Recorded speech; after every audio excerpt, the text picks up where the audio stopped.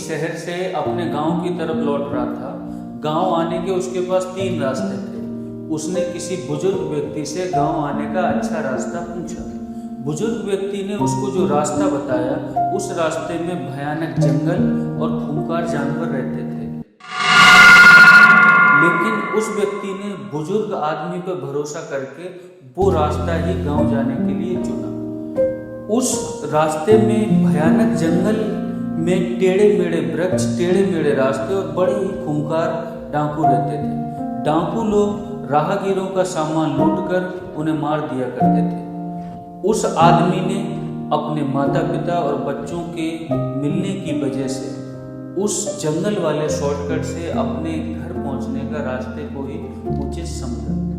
अब वो आदमी धीरे धीरे उस जंगल की तरफ अपने कदम बढ़ा रहा था और कुछ ही रास्ता गुजरा था, लेकिन उसका दिल बहुत जोरों से धड़क रहा था और जिसका डर था वही हुआ।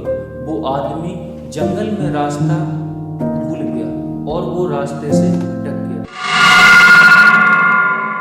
इसीलिए कहा जाता है कि मंजिलों से गुमराह भी कर देते हैं कुछ लोग, मंजिलों से गुमराह भी कर देते हैं कुछ लोग। हर किसी से रास्ता पूछना अच्छा नहीं होता।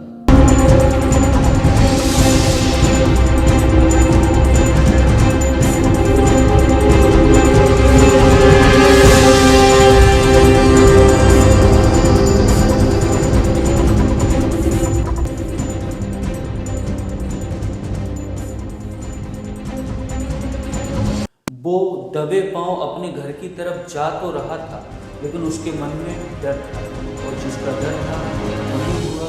थोड़ी देर बाद उसके सामने एक बंदूक लिए एक खूंखार डाकू खड़ा था, जिसने उससे कहा कि अबे कहाँ जाता है, ये सामान इधर ला और इधर आ। तो वो ये आवाज़ सुनकर डर गया। उस डाकू ने उसका सामान छीनना चाहा, लेकिन उसके पास कीमती सामान था जो वो नहीं देना चाहता था। इस वजह से उसको डाकू से लड़ाई लड़नी पड़ी।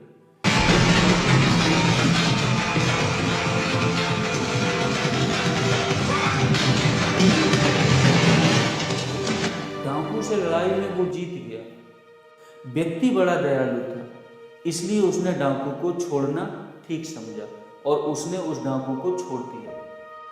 अब वो धीरे धीरे डरे मन से जंगल में थोड़ा आगे बढ़ रहा था और वो थोड़ी दूर ही चला था।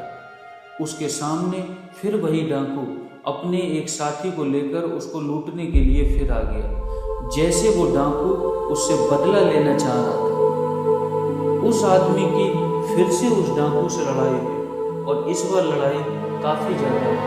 वो बहुत ही मुश्किल से वह आदमी उस डाकू से जीत पाया, लेकिन वह आदमी दयालु था, उसने फिर से डाकू को छोड़ दिया। अब वह बेचारा आदमी मुश्किलों का सामना करते हुए आगे बढ़ रहा था। उसको जंगल से अपने गांव की रोशनी चमकने लगी थी। घर आने ही वाला था।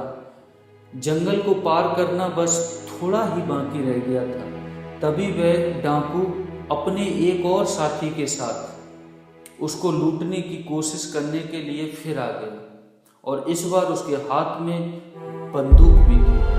फिर क्या था, उसने फिर उसका सामान छीनना चाहा और फिर लड़ाई हुई और इस बार की लड़ाई काफ़ी देर चली। इस लड़ाई में उस व्यक्ति को कुछ शारीरिक चोटें भी आई और उसको अपना हाथ गंवाना पड़ा, लेकिन इस बार उस आदमी ने उन दोनों डाकुओं को मार दिया और अंत में वह आदमी अपना हाथ टूटा हुआ लेकर अपने घर पहुंचा।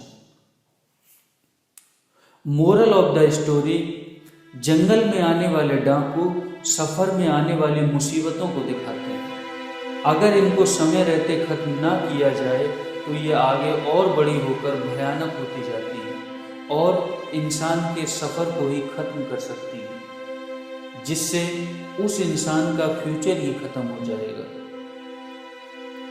अगर वो व्यक्ति उस डाकू से ना लड़ता और अपना सामान उसको दे आता तो हो सकता है वो डाकू उसको मार भी दे। इसलिए उस व्यक्ति को उस डाकू से लड़ना पड़ा, क्योंकि शराफतों की यहाँ कोई अहमियत ही नहीं। किसी का कुछ न बिगाड़ो तो कौन डरता है।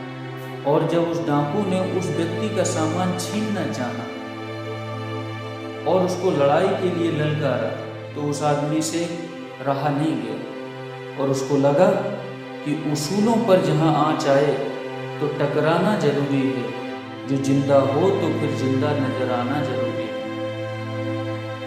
और जब वो व्यक्ति उस डाकू से लड़ाई लड़ रहा था तो उसके साथी, संगी साथी, परिवारजन कोई भी उसको बचाने नहीं आ पाया, क्योंकि अपने अंधेरों का खुद ही इलाज करो, अपने अंधेरों का खुद ही इलाज करो, कोई दिया जलाने इधर ना आए।